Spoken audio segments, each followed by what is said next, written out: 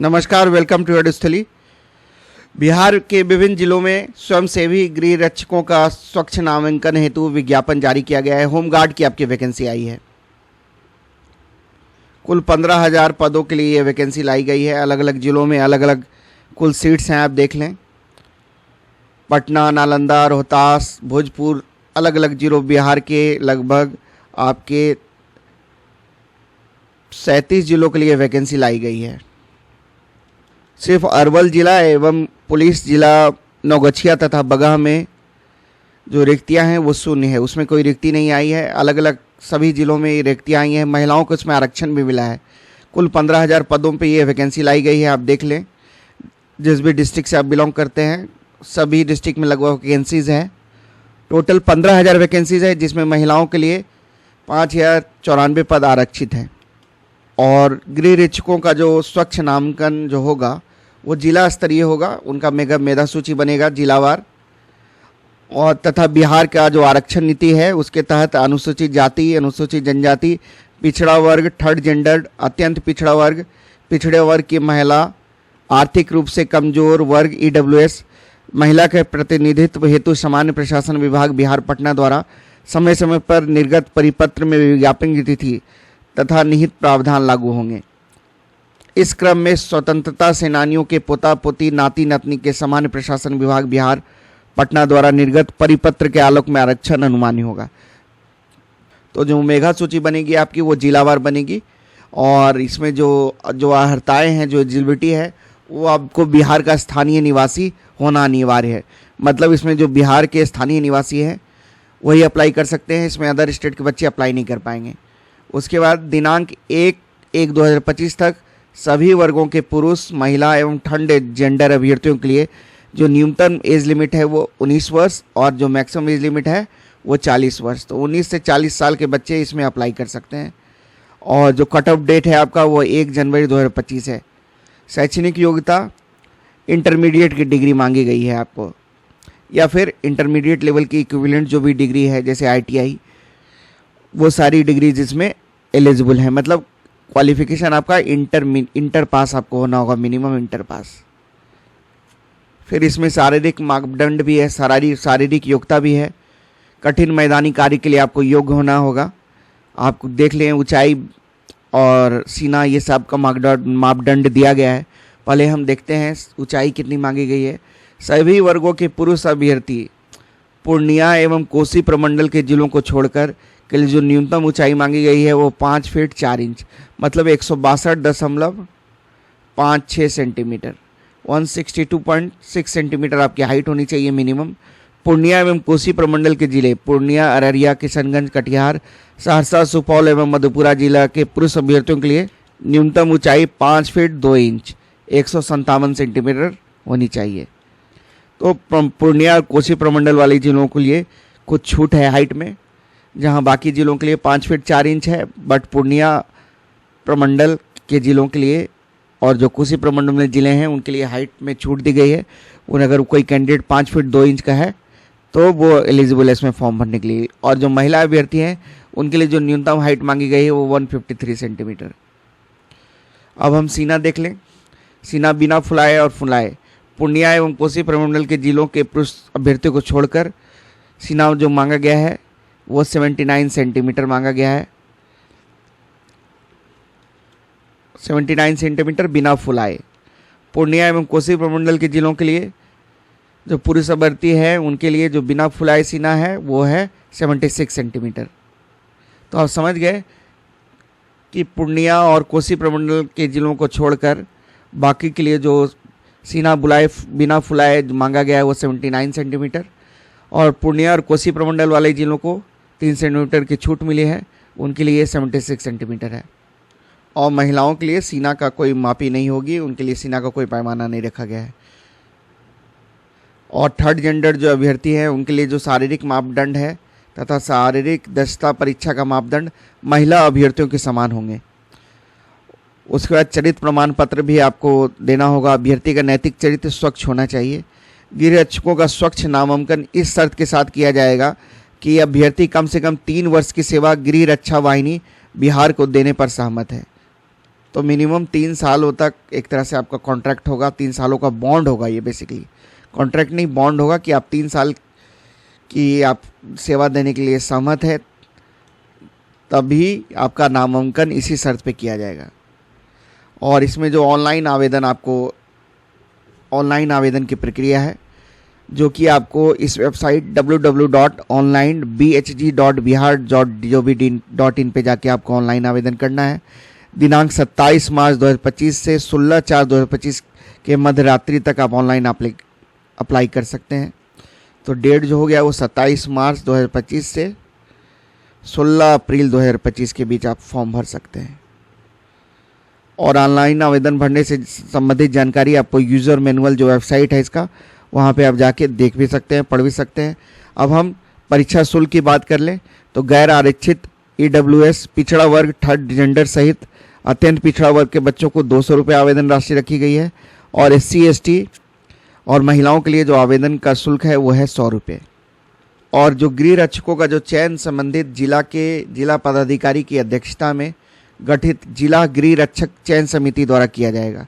इस चयन समिति का स्वरूप निम्नवत है। जिला पदाधिकारी अध्यक्ष के रूप में होंगे, फिर पुलिस अधीक्षक सदस्य के रूप में, जिला समादेष्टा, गृह रक्षा वाहिनी सदस्य सचिव, जिला कल्याण पदाधिकारी राज्य सरकार द्वारा मनोनीत सदस्य के रूप में, वो भी सदस्य के रूप में काम करेंगे इस कमेटी में। जिला गृह रक्षक चयन समिति इच्छुक योग्य एवं स्वस्थ अभ्यर्थियों का चयन करते हुए अपनी अनुशंसा जिला पदाधिकारी को सौंपेगी। जिला पदाधिकारी उक्त अनुशंसा के आलोक में जिला स्तरीय मेगा सूची प्रकाशित कराएंगे एवं आरक्षण प्रावधानों के आलोक में गृह रक्षकों का चयन करते हुए नामांकन एवं बॉन्ड इत्यादि भरवाने की कार्रवाई पूर्ण करेंगे। बॉन्ड जो अभी मैंने बताया 3 सालों का आपका बॉन्ड भरवाया जाएगा। जिला समादेष्टा बिहार गृह रक्षा वाहिनी द्वारा स्वच्छ नामांकित गृह रक्षकों की सूची अग्रतर कार्रवाई एवं बुनियादी परीक्षण हेतु पूर्व विवरणी मुख्यालय बिहार गृह रक्षा वाहिनी पटना को भेजी जाएगी। और जो नामांकन की प्रक्रिया है वो भी आप जान लें। अभ्यर्थी जिस जिला के स्थायी निवासी है एकमात्र उसी जिला के लिए आवेदन भर सकते हैं, वही आप ध्यान रखेंगे। यदि कोई अभ्यर्थी एक से अधिक जिला के लिए आवेदन पत्र भरते हैं तो ऐसी स्थिति में उनके सभी आवेदन रद्द माने जाएंगे। तो इसलिए जिस जिला से आप बिलोंग करते हैं, जिस जिला के वे स्थायी निवासी हैं, सिर्फ उसी जिला के लिए आप फॉर्म डालें। और अभ्यर्थियों को ऑनलाइन आवेदन पत्र में स्थायी निवास प्रमाण पत्र, जन्म तिथि से संबंधित मैट्रिक समकक्ष प्रमाण पत्र, इंटरमीडिएट का प्रमाण पत्र अथवा समकक्ष परीक्षा उत्तीर्णता प्रमाण पत्र अथवा समकक्ष परीक्षा अंक प्रमाण पत्र, आरक्षण के दावे हेतु जाति प्रमाण पत्र, आर्थिक रूप से कमजोर वर्ग के लिए प्रमाण पत्र की प्रति आवेदन के साथ संलग्न करना होगा। तो जो भी आपके एजुकेशनल सर्टिफिकेट्स हैं अप टू इंटरमीडिएट लेवल, और उसके बाद आपका जो जाति प्रमाण पत्र है, अगर तो जो शैक्षणिक प्रमाण पत्र है आपका, फिर जाति प्रमाण पत्र है, इन सारी चीज़ों को आप अपलोड करेंगे डॉक्यूमेंट्स जब आप ऑनलाइन आवेदन भर रहे होंगे। पिछड़ा वर्ग एवं अत्यंत पिछड़ा वर्ग का दावा करने वाले अभ्यर्थियों को क्रीमी लेगर रहित प्रमाण पत्र देना अनिवार्य होगा।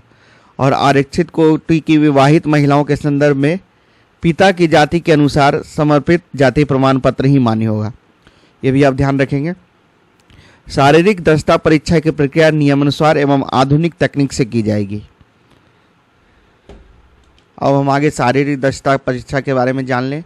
शारीरिक दक्षता योग्यता जो परीक्षा है आपकी वो जिला स्तर पर आयोजित की जाएगी, जो कुल 15 अंकों की होगी।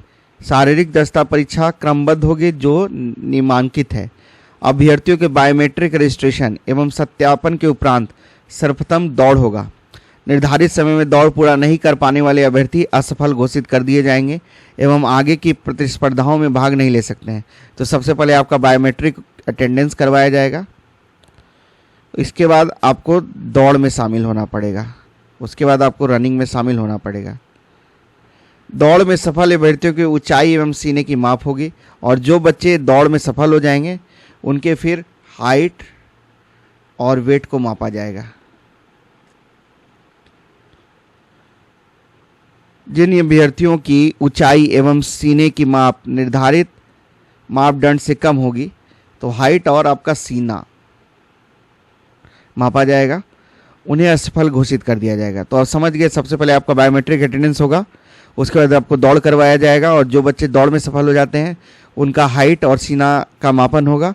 और जो इसमें असफल होते हैं उन्हें आगे की प्रतिस्पर्धाएं जैसा कि ऊंची कूद, हाई जंप, लॉन्ग जंप एवं गोला फेंक में वो भाग नहीं ले सकेंगे। तो फिजिकल में आपका क्या क्या है?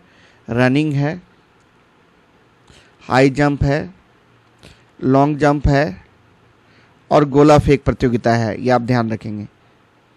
ऊंची कूद, लंबी कूद एवं गोला फेंक सभी प्रतिस्पर्धाओं में अलग अलग अधिकतम 5 अंक होंगे। तो ऊंची कूद में अधिकतम 5 अंक मिलेंगे आपको, लंबी कूद में भी 5 अंक एवं गोला फेंक में भी 5 अंक। तो इस तरह कुल मिला के मैक्सिमम 15 मार्क्स का आपका फिजिकल टेस्ट होगा। प्रत्येक अभ्यर्थी को ऊंची कूद, लंबी कूद एवं गोला फेंक तीनों प्रतिस्पर्धाओं में अधिकतम 3 मौका दिया जाएगा। तो आपको 3 चांसेस मिलेगा। तो उसमें आपको जो भी है उसमें आपको सफल होना होगा उस 3 चांसेस में। यदि कोई अभ्यर्थी शारीरिक परीक्षा की निर्धारित तिथि एवं समय पर उपस्थित नहीं होते हैं तो उन्हें दूसरी तिथि को मौका नहीं दिया जाएगा, ये आप ध्यान रखेंगे। तो जो डेट आपका आएगा उस डेट पे आपको पहुंच जाना है। अब हम आगे देख रहे हैं पुलिस एवं महिला अभ्यर्थियों के लिए दौड़, ऊंची कूद एवं गोला फेंक के मापदंड एवं अंकों के प्रावधान ऐसे रहेंगे। देख लें, पुरुषों के लिए जो दौड़ है वो 1600 मीटर की दौड़ है और जो समय दिया गया है उन्हें 6 मिनट के अंदर उन्हें दौड़ पूरी करनी होगी। 6 मिनट से जो अधिक समय लेंगे उन्हें असफल घोषित कर दिया जाएगा। और वहीं महिलाओं के लिए 800 मीटर की दौड़ है और उन्हें 5 मिनट के अंदर पूरी करना होगा ये। तो पुरुष के लिए 1600 मीटर और महिलाओं के लिए 800 मीटर। इन्हें आपका 6 मिनट मिल रहा है और इन्हें आपको 5 मिनट मिल रहा है जो महिला अभ्यर्थी हैं। और मार्क्स का डिवीज़न आप देख लें। ऊंची कूद में 4 फीट से अगर कोई कम कूदता है तो उन्हें कोई अंक नहीं मिलेगा। 4 फीट वालों को 1 अंक, 4 फीट से 3 इंच 2 अंक, 4 फीट 6 इंच 3 अंक, 4 फीट 9 इंच 4 अंक, 5 फीट 5 अंक। उसी तरह लंबी कूद में 12 फीट तक 0 अंक, 12 फीट से अधिक एवं 13 फीट तक 1 अंक, 13 फीट से 14 फीट तक 2 अंक, 14 फीट से 15 फीट तक 3 अंक, 15 फीट से 16 फीट तक 4 अंक, 16 फीट से अधिक 5 अंक। उसी तरह गोला फेंकना है आपको, वो 16 पाउंड का गोला होना चाहिए और मैक्सिमम इसमें भी मार्क्स जो दिया गया वो 5 मार्क्स है। महिलाओं के लिए गोला फेंक 12 पाउंड का गोला उन्हें फेंकना है, इन्हें भी 5 मार्क्स मैक्सिमम मिलेगा। लंबी कूद 9 फीट तक अगर फेंकती हैं तो उन्हें 0 अंक मिलेगा।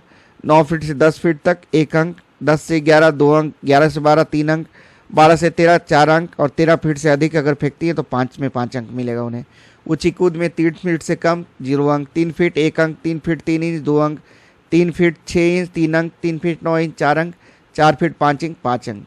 तो आप समझ गए। उसके बाद आपका चिकित्सीय परीक्षण होगा, मेडिकल टेस्ट होगा आपका।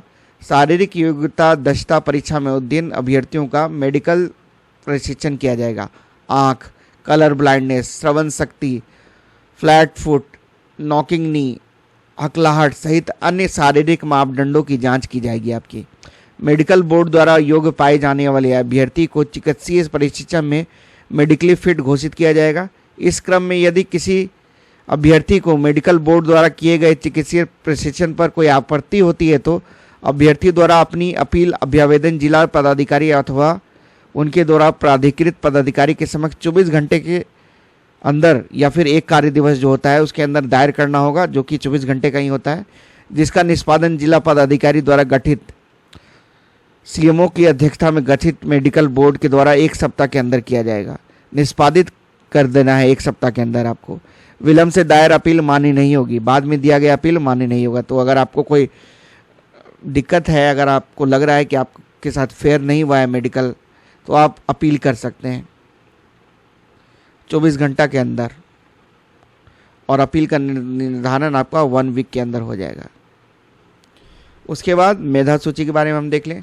प्रत्येक जिला में गृहरक्षकों के पद पर नामांकन हेतु शारीरिक दक्षता परीक्षा के तीनों प्रतिस्पर्धाएं जो हम जाने हाई जंप, लॉन्ग जंप एवं गोला फेंक में अभ्यर्थी द्वारा प्राप्त समेकित कुल अंकों के आधार पर जिला स्तरीय मेधा सूची तैयार की जाएगी, जिसमें अभ्यर्थियों के कोटि का उल्लेख रहेगा। प्रत्येक जिला में रिक्ति के विरुद्ध 1.5 गुना अभ्यर्थियों की मेगा सूची प्रसारित की जाएगी। तो जो भी वैकेंसीज है उनसे 1.5 टाइम्स आपको बच्चे बुलाए जाएंगे। मेगा सूची तैयार करने हेतु निम्न प्रावधानों का पालन किया जाएगा। शारीरिक योग्यता दक्षता परीक्षा में 2 या 2 से अधिक अभ्यर्थियों के समान अंक प्राप्त करने की दशा में अधिक जो उम्र है जिन अभ्यर्थी का, उनको मेगा सूची में ऊंचा स्थान दिया जाएगा। समान प्राप्तांक एवं समान जन्म तिथि की दशा में उच्चतर शैक्षणिक अर्हता वाले अभ्यर्थियों को मेगा सूची में उच्चतर रखा जाएगा। तो अगर सेम मार्क्स आया है और सेम डेट ऑफ बर्थ भी है तो शैक्षणिक अर्हता जिसकी जितनी ज़्यादा होगी उनको अपर हैंड मिलेगा, अपर वेटेज मिलेगा। शैक्षणिक योग्यता समान होने की दशा में पद के लिए आरक्षित न्यूनतम अर्हतांक परीक्षा इंटरमीडिएट एवं समकक्ष में अधिक अंक प्राप्त करने वाले अभ्यर्थी को स्थान मेगा सूची में उच्चतर रखा जाएगा। उपयुक्त प्रावधानों के अधीन विचारण के बाद भी समानता की दिशा में उनके नाम के देवनागरी लिपि में वर्णमाला के अनुसार उनका स्थान मेगा सूची में उच्चतर रखा जाएगा। तो ये सारी चीज़ें बताई गई है कि अगर ऐसा कोई सेम मार्क्स आ जाता है तो कैसे हम उसको डील करेंगे।